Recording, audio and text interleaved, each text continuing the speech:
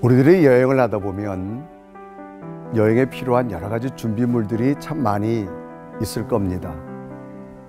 또 여행이 짧은 여행이냐 긴 여행이냐에 따라서 아마 다양한 준비물들이 준비되어질 겁니다. 여러 가지 준비물을 하지만 정말 그 중에서도 꼭 필요한 것은 가지고 가야만 여행 기간 동안 불편함이 없이 정말로 기쁨과 즐거움의 여행이 될 겁니다. 그런데 만약 꼭 필요한 물품이었는데 그것을 가지고 오지 않았다라고 하면 아마 여행 내내 마음에 근심도 되어지고 그것으로 인해서 불편과 어려움도 많이 겪을 수가 있음을 봅니다. 우리는 인생을 여행이라 그렇게 말할 수 있습니다. 정말로 머나먼 긴 여행의 삶을 우리는 우리의 인생이라고 말할 수 있을 겁니다. 있어서도 되고 없어서 되는 것이 아니라 정말 내 인생의 여행 속에 꼭 필요한 것, 저는 그 중에 하나를 자존감이라 말할 수 있습니다. 이 자존감이라고 하는 것은 스스로 품위를 지키고 자기를 존중하는 마음을 자존감이라 그렇게 말할 수 있습니다. 그래서 많은 사람들은 이 자존감을 스스로 갖기 위해서 학문과 훈련과 어떤 고행을 통해서 스스로의 자존감을 만들어 갈 겁니다. 그런데 인간은 인간이기 때문에 인간의 한계점을 만드는 자존감밖에 만들 수 없다라고 하는 거죠. 인간의 한계점에 다다랐을 때 정말로 스스로가 만든 자존감이 무너질 때 어떻게 할 것인가라고 하는 겁니다. 그럴 때 꼭 필요한 것이 있습니다. 그것은 바로 영적 자존감이라는 겁니다. 하나님이 내게 주시는 영적 자존감. 그 자존감은 인간의 한계 상황을 뛰어넘는 현실이지만 하나님이 내게 부어주시는 새로운 에너지로 인간의 한계 상황인 절망일 수밖에 없는 현실을 뛰어넘을 수 있는 하나님의 사람으로 일어날 수 있다라고 하는 겁니다. 우리가 인생의 긴 여정 속에 정말 필요한 것이 무엇일까? 인간은 인간의 힘을 가지고 살다 보면 언제나 인간의 한계점에 도달하게 됩니다. 그럴 때 인간의 한계점을 뛰어넘을 수 있는 에너지가 무엇일까? 그것은 하나님이 내 속에 함께 하셔서 나 스스로의 힘이 아니라 하나님이 주시는 자기 품격을 높이는 그 영적 자존감, 이것은 새로운 인생의 여정 속에 다시금 뛰어갈 수 있는 능력이 되어질 수 있음을 우리는 생각해 볼 수 있습니다. 저는 이런 영적 자존감을 이야기하면서 성경에도 보면 많은 사람이 등장합니다. 성공한 자가 나오고 실패한 자가 나옵니다. 하나님이 세워진 자가 나오고 하나님이 버린 자가 나옵니다. 똑같은 환경 속에서 똑같은 성경에 나오는 인물이었지만 왜 어떤 자는 세워지고 어떤 자는 버려지고 어떤 자는 성공적인 자가 되어지고 어떤 자는 실패자가 되어졌을까? 그것은 바로 그 사람 속에 하나님이 주시는 영적 자존감이 있느냐 없느냐의 차이라고 저는 생각해 볼 수 있었습니다. 그러면 저는 오늘 영적 자존감을 가지고 승리한 한 사람을 한번 소개하려고 합니다. 그 사람은 다윗이라고 하는 사람입니다. 이 다윗의 등장은 이스라엘과 블레셋의 전쟁에서부터 두각되기 시작합니다. 다윗은 집에서 아버지와 더불어 형제들과 더불어 양을 치는 목동이었습니다. 오늘날 아버지의 심부름을 따라서 이스라엘과 블레셋이 전쟁하고 있는 전쟁터에 형들이 가서 전쟁하고 있는 그 안부를 아버지의 심부름을 따라가서 이야기를 아버지에게 전해줘야 될 아버지의 임무를 받았습니다. 그래서 막상 전쟁터에 갔는데 이스라엘과 블레셋 전쟁에서 이스라엘이 패할 수밖에 없는 상황이 됩니다. 그런데 놀랍게도 다윗은 패할 수밖에 없는 전쟁을 대반전을 이루어서 승리로 만들게 됩니다. 정식 군인도 아니었습니다. 우연히 아버지의 심부름을 간 어린 소년 다윗이었습니다. 그런데 한 나라의 운명은 이 어린 소년 다윗을 통하여 대반전을 이루었다는 겁니다. 그러면 이 소년 속에는 무엇이 있었기에 한 나라의 운명을 바꿀 수 있었을까? 저는 다윗의 여러 가지 모습이 있지만 다윗 속에 있었던 영적 자존감이라고 말할 수 있습니다. 비록 소년이지만 아직 군인이 아니지만 그러나 하나님이 나와 함께하므로 그 하나님은 내 속에 나를 지켜주시고 나를 세워주시고 어떤 상황 속에서도 내 손을 잡아주시는 스스로가 아닌 하나님의 능력으로 일어설 수 있는 이 영적 자존감을 가졌던 다윗이었기 때문입니다. 그러면 이 영적 자존감을 가졌던 다윗은 그 주어진 환경 속에서 어떠한 것을 이겨냈을까라고 하는 겁니다. 첫째는요, 다윗은 다른 사람의 말에 무너지지 않았습니다. 영적 자존감을 가진 사람은 다른 사람의 말에 쉽게 무너지지 않습니다. 우리들이 신앙생활하다가 삶을 살다가 지치고 힘들 때 많이 있죠. 그럴 때 우리에게 그런 일들을 만들어주는 것 하나가 다른 사람이 내게 하는 말입니다. 다른 사람이 내게 던져주는 말 한마디가 내게 상처가 되어지고 내게 아픔이 되어져서 나로 하여금 삶의 의욕을 앗아갈 때가 참 많습니다. 그런데 영적 자존감을 갖는다면 우리는 흔히 말하는 다른 사람들의 말에 넘어지지 않을 수 있다라고 하는 겁니다. 그게 바로 다윗이라고 한 소년이었어요. 자, 이 다윗은 아버지의 심부름을 따라서 형의 안부를 물으려고 전쟁터에 갔습니다. 그런데 전쟁은 블레셋의 골리앗이라는 큰 장수 때문에 이스라엘은 지금 패할 수밖에 없습니다. 이스라엘의 어떤 명장도 골리앗이라고 하는 보통 사람보다 체격 조건이 큰 그 장수 앞에 누구도 능히 대결할 적 없었습니다. 이때 왕이 사울 왕이었습니다. 이제 사울 왕은 스스로 이 전쟁에 패배를 인정할 수밖에 없는 상황이었습니다. 그럴 때 다윗이 형들을 만납니다. 그런데 그때 형들이 이 다윗에게 너 여기 왜 왔느냐?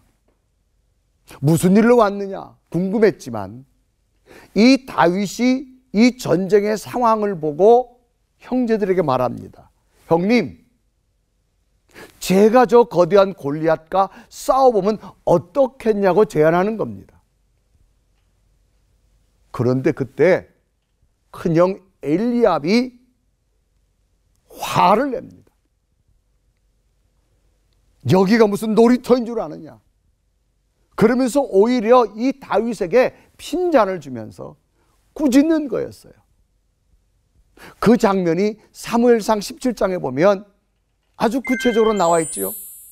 큰 형 엘리압이 다윗이 사람들에게 하는 말을 들은지라 그가 다윗에게 노를 말하여 이르되 내가 어찌하여 이리로 내려왔느냐, 들에 있는 양들을 누구에게 맡겼느냐, 나는 내 교만과 내 마음의 완악함을 아노니 내가 전쟁을 구경하러 왔도다. 지금 동생, 먼 길로 온 동생을 응원해 줘야 됩니다. 동생의 말이 기특하다고 그래도 격려를 해줘야 됩니다. 그런데 어린 소년이 블레셋의 골리앗과 자기가 싸워서 이기겠다는 그 말을 화를 내며 들었습니다. 교만으로 들었습니다. 내 마음이 지금 너무 교만하구나. 우리들도 지금 저 골리앗과 싸울 수 없는 상황인데 내가 어찌하여 싸운단 말이냐. 화를 냈습니다. 자, 이런 상황에 다윗은 그래도 그 속에 나라를 구원하는 마음을 가지고 사람들에게 이야기한 것이 형들에게 들려줘서 형들이 좀 아이고 기특하다, 너 정말 나라를 구하는 마음이 크구나, 뭐 그렇게 응원이야 칭찬이 아니라 화를 내기 시작합니다. 너 교만 때문에 그렇게, 여기가 무슨 구경 놀이터인 줄 아느냐? 심한 말이 다윗에게 왔습니다. 그런데도요, 다윗은 하나입니다.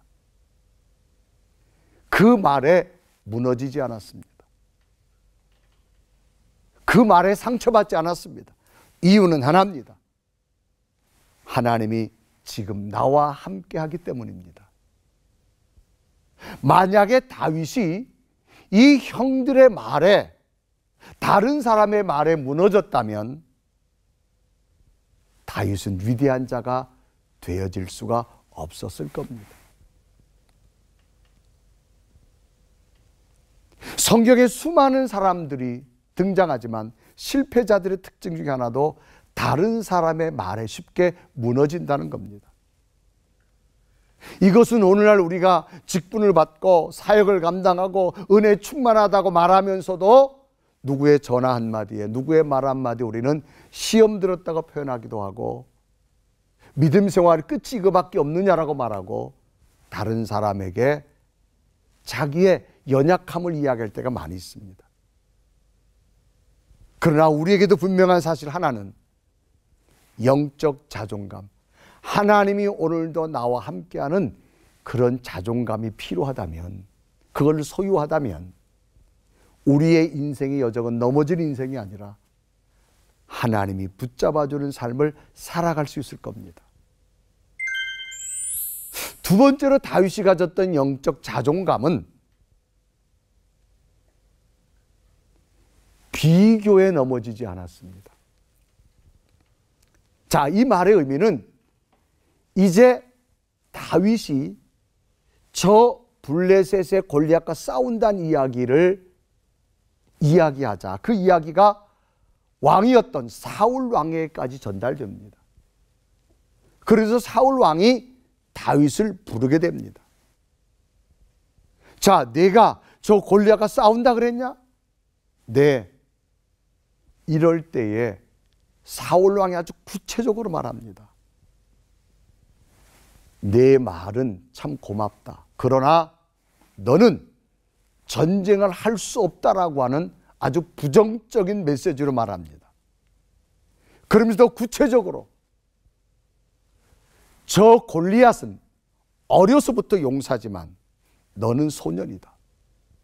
그러므로 너는 전쟁을 할 수가 없고 골리앗 앞에 설 수가 없고 가도 너는 죽음을 면치 못할 것이라고 하는 아주 부정적인 말을 왕으로부터 듣습니다. 두 번째 다윗의 특징은 비교와 부정의 말에 넘어지지 않았습니다. 우리는 삶을 살다 보면 비교하는 걸 좋아합니다. A라고 하는 것보다가 B라고 하는 것을 구분할 때 서로서로 특징만 이야기하면 잘 와닿지 않습니다. 그런데 A와 B에 대해서 분명히 비교하고 설명하면 쉽게 우리에게 다가올 수 있습니다. 지금 사울 왕은 어린 소년이지만 나라를 구하겠다라고 하는 그 충정심에 부정적인 말을 심어놓습니다. 그리고 비교합니다. 저 사람은 어려서부터 용사다. 너는 소년이다. 비교가 안 된다는 겁니다. 그래서 성경에 보면 아주 구체적으로 소개하게 되지요. 그래서 사무엘상 17장에 보면 아주 이 비교의 단어가 구체적으로 나와 있게 되는 것을 봅니다. 사울이 다윗에게 이르되 내가 가서 저 블레셋 사람과 싸울 수 없으리니 너는 소년이요 그는 어려서부터 용사임이니라. 그래도 나라를 구하겠다고 하는 이 다윗의 마음, 한나라의 왕이 기특하고 정말로 용기 주는 말로 해야 되는데 구체적인 비교를 하면서 할 수 없다 부정적인 이야기를 합니다. 그 이야기를 들었을 때 이 다윗의 마음이 얼마나 무너졌을까요? 아마 이 말을 이렇게 한번 접근해 본다면 이해가 될 겁니다. 아마 우리가 교회에서 신앙생활 하면서 무엇을 좀 하려고 할 때 어느 권사님이나 집사님 또 동료에게 이야기하려고 합니다. 권사님, 제가 이번에 교회에서 봉사하면서 이런 일을 좀 하려고 하는데 어떻게 했습니까? 라고 물어봤을 때 그 권사님이 네, 당신은 이렇고 저 사람은 저렇습니다. 그러므로 당신은 저 사람에게 부족하기 때문에 도저히 할 수 없다라고 해도 안 된다라고 하는 부정적인 말을 들었을 때 우리의 마음이 어떨까요? 아마 마음이 무너질 거고 나는 그래도 은혜 받고 기쁨으로 무엇인가 사역에 참여하려고 하는데 나를 저 사람과 비교하면서 나를 무시했다고 여겼을 때 여기에 찾아오는 충격 얼마나 클까요? 지금 다윗도 아마 그럴 마음일 겁니다. 전쟁을 탁 통솔하는 사울 왕입니다. 왕이 어린 소년이 이스라엘 어떤 명장도 골리앗과 싸워서 이길 수 없는 상황인데 국가가 패전할 수밖에 없는 상황인데 어린 소년이 그 골리앗과 싸워서 이겼다는 말에 용기는 불어넣어주지 못할 망정 구체적으로 비교를 하고 아주 부정적인 언어로 너는 할 수 없다고 말합니다.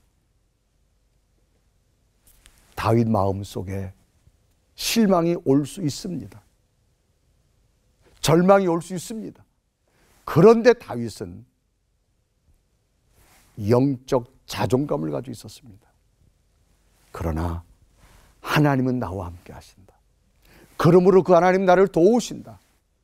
그 하나님은 내 상황 속에서 새로운 기적을 일으킬 것이라고 하는 자기 스스로를 하나님의 은혜로 세워가는 영적 자존감을 다윗은 가지고 있었다라고 하는 사실입니다. 하나님은 이런 다윗을 쓰셨습니다. 골리앗을 이기게 하셨습니다. 전쟁에 패전할 수밖에 없었지만 대반전에 승리를 이끌게 만드셨습니다. 오늘 우리에게도 뭐가 필요할까요? 내 인생의 여정 속에 하나님이 나와 함께 한다면 누가 나를 비교한다 할지라도 누가 나에게 부정적인 말을 한다 할지라도 넘어지지 않았으면 좋겠어요. 이유는 하나님은 나를 사랑하기 때문에 그 하나님은 내게 임하시기 때문입니다.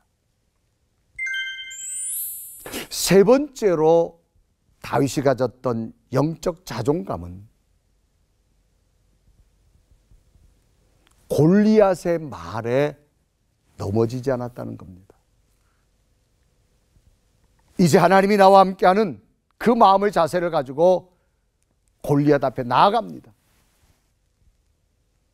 그런데 골리앗이 굉장히 업신여겼어요.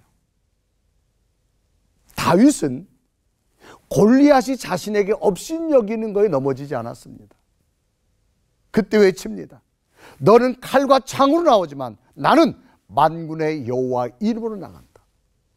오히려 업신여김에 반하여 자기 속에 있는 자존감을 과감하게 표현했던 사람이 하나가 바로 다윗입니다.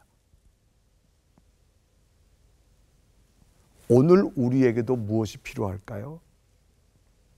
내 속에 하나님이 함께하면 자존감이 있다면 누구의 업신여김에도 넘어지지 않아 과감하게 자신을 표출할 수 있는 믿음이 필요합니다. 사도 바울의 사역도 보면 사도 바울의 위대한 사역의 결과가 어떻게 되어졌을까요?